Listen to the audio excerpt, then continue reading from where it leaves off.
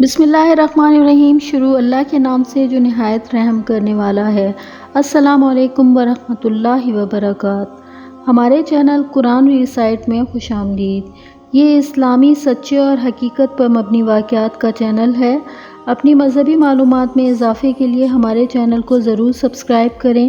Videos پسند آئیں تو ان کو لائک کر دیا کریں۔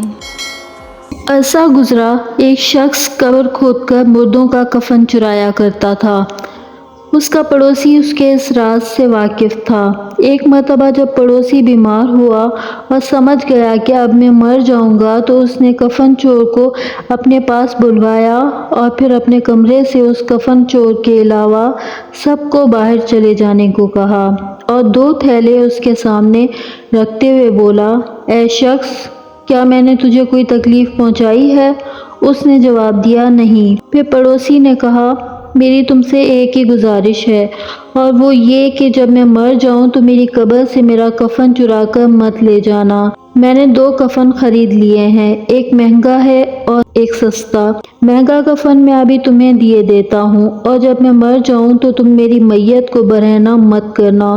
کفن چور نے تکلف کرتے ہوئے کہا، نہیں نہیں، اس کی کیا ضرورت ہے؟ پڑوسی نے کہا، تمہیں یہ قبول کرنا پڑے گا۔ خدا کے لیے تم یہ کفن لے لو اور میرے ساتھ یہ معاملہ طے کر لو کہ اس کے بعد تم میرا کفن نہیں چراؤ گے۔ پھر بڑے اصرار کے بعد پڑوسی نے مہنگا اور قیمتی کفن اس کے حوالے کر دیا۔ چند ہی دنوں کے بعد وہ پڑوسی اس دنیا سے اٹھ گیا اور اسے دفن کر دیا گیا۔ رات ہوئی تو کفن چور سوچنے لگا، بھلا مردہ بھی کچھ سمجھتا ہے، میں خوامخواہ کیوں اس کا کفن ہاتھ سے جانے دوں؟ یہ سوچ کر وہ اپنے معمول کے مطابق قبرستان پہنچا اور وہاں قبر کھود کر میت کا کفن اتارنے لگا۔ مجھے برہنہ مت کرو۔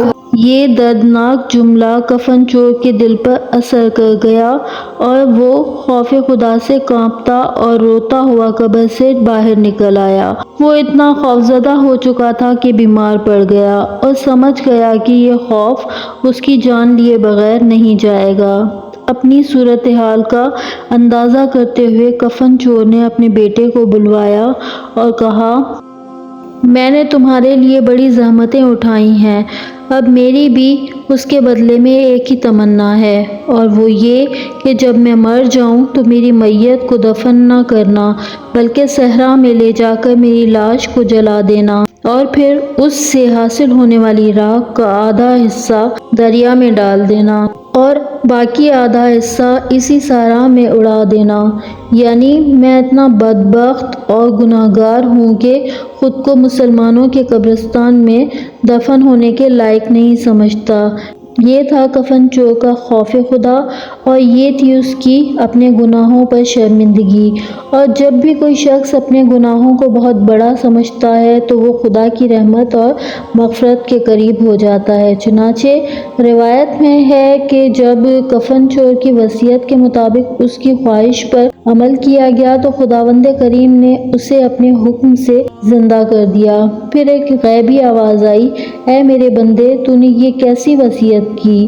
اس نے جواب دیا، پروردگار، تو خوب جانتا ہے کہ میری یہ وصیت تیرے خوف اور اپنے گناہوں پر ندامت کی وجہ سے تھی۔